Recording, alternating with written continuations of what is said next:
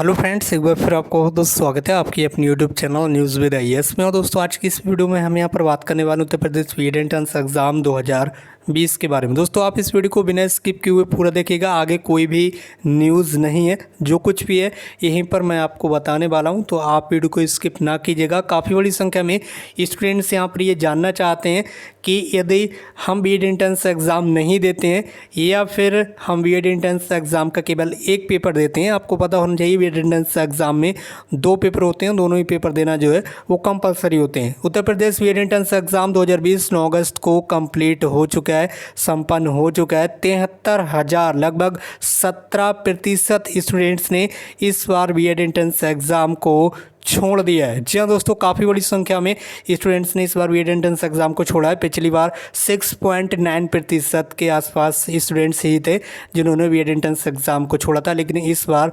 17% students ने BEd entrance exam को छोड़ दिया। 4,32,000 के आसपास स्टूडेंट्स ने इस एंट्रेंस एग्ज़ाम के लिए आवेदन किया था। चलिए बात कर लेते हैं यहाँ पर आज की महत्वपूर्ण अपडेट के बारे में, जिसके बारे में आप लोग काफ़ी ज़्यादा यहाँ पर जानना चाहते हैं कि यदि कोई स्टूडेंट्स बीएड एंट्रेंस एग्ज़ाम को नहीं देता है तो क्या उसका एडमिशन हो सकता है या फिर नहीं हो सकता। तो दोस्तों मैं यहाँ पर आपको बता दूं, जो स्टूडेंट्स बीएड एंट्रेंस एग्ज़ाम को नहीं देंगे उनका एडमिशन बीएड में किसी भी कंडीशन में नहीं हो पाएगा। जी हाँ दोस्तों, यदि आप बीएड करना चाहते हैं तो इसके लिए आपको एंट्रेंस एग्ज़ाम देना कंपलसरी होता है। चलिए बात कर लेते हैं उन स्टूडेंट्स के बारे में जो स्टूडेंट्स के ये कह रहे हैं कि हमने केवल एक पेपर दिया है और दूसरा पेपर हमने नहीं दिया है, या दूसरा पेपर छूट गया है। फिलहाल कुछ भी हुआ हो, चाहे आपने कोई सा भी पेपर दिया हो, दोनों में से फर्स्ट या सेकंड, यदि आपने एक पेपर दिया है तब भी आपको बीएड एंट्रेंस एग्ज़ाम में आपने पेपर नहीं दिया है, इस वजह से आपको एडमिशन नहीं मिलेगा। ये सारी चीज़ें लखनऊ यूनिवर्सिटी के द्वारा पहले ही डिक्लेयर कर दी गई हैं कि किसी भी स्टूडेंट्स को बीएड एंट्रेंस एग्ज़ाम में पार्टिसिपेट करने के बाद ही यहाँ पर जो एडमिशन है वो मिलने वाला है। यदि कोई भी स्टूडेंट्स एक पेपर को भी छोड़ देता है तब भी उससे बीएड एंट्रेंस एग्ज़ाम नहीं मिलेगा। और जो इस महान स्टूडेंट्स बीएड एंट्रेंस एग्ज़ाम देते ही नहीं हैं तो ऐसे स्टूडेंट्स को किसी भी कंडीशन में एडमिशन नहीं मिलेगा।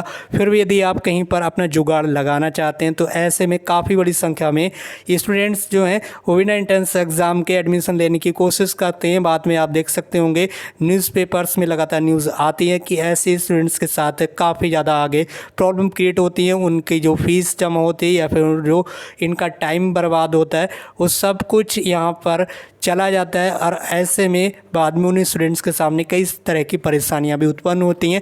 यूनिवर्सिटीज़ जो है वो बिना एंट्रेंस एग्ज़ाम दिए आपका जो एग्ज़ामिनेशन फॉर्म है वो फिल नहीं करती है। कॉलेज वाले पहले आपको यहाँ पर मीठी मीठी बातें बताकर फंसा लेते हैं। जी हाँ दोस्तों, कि बीएड एंट्रेंस एग्ज़ाम दिए बिना भी आपका काम हो जाएगा, लेकिन एडमिशन लेने के बाद आप वहाँ पर फंस जाते हैं क्योंकि वहाँ पर आपकी फ़ीस जमा कर ली जाती है। तो ऐसे में बाद में आपके सामने कई सारी प्रॉब्लम्स क्रिएट होती हैं। और जो यूनिवर्सिटी है, जिस यूनिवर्सिटी से आपका कॉलेज एफिलेटेड होगा, यदि आप किसी भी यूनिवर्सिटी या फिर कॉलेज में यहाँ पर बीएड एंट्रेंस एग्ज़ाम दिए बिना एडमिशन लेंगे तो जो यूनिवर्सिटी का एग्ज़ामिनेशन फॉर्म फिल किया जाता है जिसके बेस पर आपको एग्ज़ाम देना होते हैं, उस फॉर्म को फिल करते टाइम आपको कई तरह की परेशानियाँ आ सकती हैं। क्योंकि यहाँ पर आपका जो बीएड एंट्रेंस एग्ज़ाम होता है उस एंट्रेंस एग्ज़ाम में जो डिटेल्स आपने फिल की होती है, जो रजिस्ट्रेशन आपने किया होता है, वही रजिस्ट्रेशन वही डिटेल्स के माध्यम से आपका जो एग्ज़ामिनेशन फॉर्म है वो फिल किया जाता है। और आपको पता होना चाहिए ये सारे रजिस्ट्रेशन, सारी प्रक्रिया है, जो सारा फॉर्म है ये ऑलरेडी अभी फिल हो चुका है। और आपके जो एग्ज़ामिनेशन फॉर्म है वो कम से कम 4 से 5 माह बाद फिल किए जाएंगे, जब आपके एग्ज़ाम स्टार्ट होते हैं उससे लगभग 1 मंथ पहले। तो ऐसे में आप सोच रहे हैं कि यदि हम बिना एंट्रेंस एग्ज़ाम दिए एडमिशन लेने की कोशिश करेंगे और यदि एडमिशन मिल भी जाता है तो इसमें जो सबसे बड़ा नुकसान होगा वो आपका ही होगा। इसलिए आप इस तरह का कोई भी कदम ना उठाएं।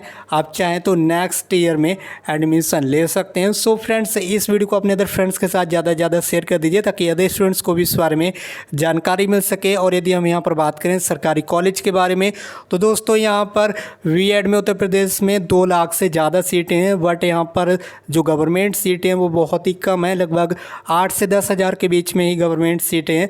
तो ऐसे में अभी यहाँ पर संभावित यही है कि आपको कम से कम 10,000 से कम ओपन रैंक लाना होगी। जहाँ दोस्तों जो ओपन रैंक होगी वो आपकी 10,000 से कम होना चाहिए, तभी आपको गवर्नमेंट सीट पर एडमिशन मिल सकता है। इसके साथ ही काफ़ी बड़ी संख्या में स्टूडेंट्स ये भी जानना चाहते हैं कि एडमिशन के लिए, प्राइवेट कॉलेज में एडमिशन के लिए कितने नंबर लाना कंपलसरी है। तो दोस्तों मैं यहाँ पर एक चीज़ आपको क्लियर कर दूँ, प्राइवेट कॉलेज में एडमिशन के लिए नंबरों की ऐसी कोई बाध्यता नहीं है, क्योंकि काफ़ी बड़ी संख्या में स्टूडेंट्स केवल एंट्रेंस एग्ज़ाम देते हैं, और वो जो एंट्रेंस एग्ज़ाम देते हैं केवल और केवल गवर्नमेंट सीट पर एडमिशन लेने के लिए देते हैं, और जब उन्हें गवर्नमेंट सीट नहीं मिलती है तो वो फिर प्राइवेट कॉलेज में एडमिशन नहीं लेते हैं।